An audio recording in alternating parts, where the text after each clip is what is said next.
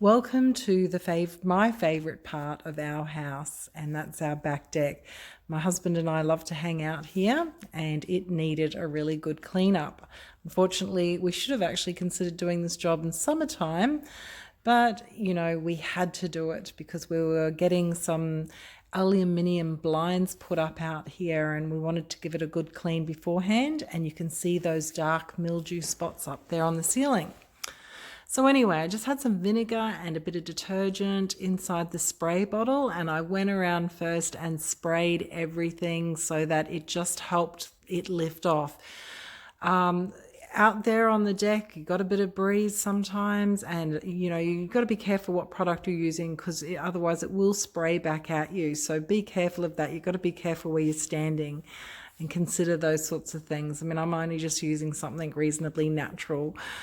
But anyway, so doing that really does help. I've only done this job once before, and we've lived here about 7 years ago. So, every couple of years, I reckon we generally give our outdoor areas a really good clean. And of course, that helps maintain them, keeps them looking great, keeps the paintwork fresh and nice as well. So that's my third son, Leon, there, and he actually owed me a bit of money. So I managed to get him to do this worst part of it for me, because I really feel the cold and I didn't want to get the drips of water on me. So it was a fairly big job, and whilst he was doing the ceiling, I was going around cleaning up wiping all the walls and wiping all the railings and everything like that. We took the light fitting off. You could see over there that that side hasn't been done yet. And before moving the furniture back, I gave everything a really good mop and clean up.